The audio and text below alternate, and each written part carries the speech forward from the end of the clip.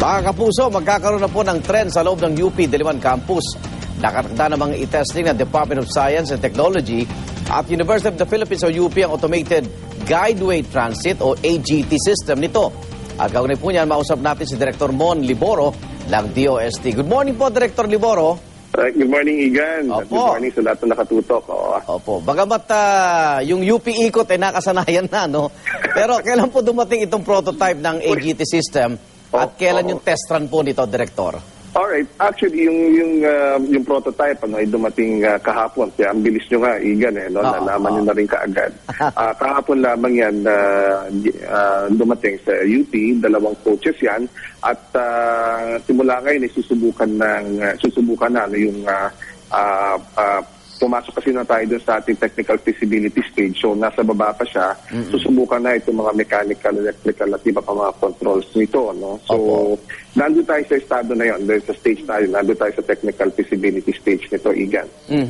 So, bakit po sa UP naisipang simulan itong railway system na ito? Well, talagang una, again, sa research and development stage tayo, Igan, at involved ang UP at DOST dito, mga engineers natin, at sila talaga nagpakita rin ng kahandaan dito sa teknolohiya na ito. So, yun na, kaya marapat lamang na doon natin na nagawa ito. At together with UP President Alfredo Pascual, sila ni Secretary Montejo ang nagtutulong-tulong para sa proyektong ito. Okay, kung magiging matagumpay itong test drive niyo dito, ano ba yung pangmalawakang plano rito? Again, tayo, phase by phase tayo, Igan, At ngayon, yung technical feasibility nito talaga, yun ang kailangan nga natin unahin, At from there, papasok na tayo siguro doon sa operational phase naman ito, Doon natin madedetermine, yung bigger picture at masasabi nga natin marami ng factors kasi papasok doon, yung cost nito, yung gaano ba karaming coaches na magagamit sa particular na lugar, na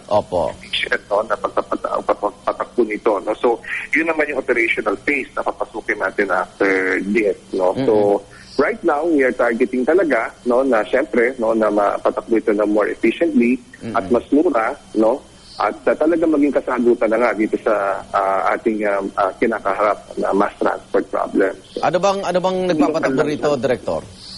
Kuryente ito, Igan, it is motor-driven, kuryente nagpapatakbo dito, partner. So medyo environment-friendly pa yan?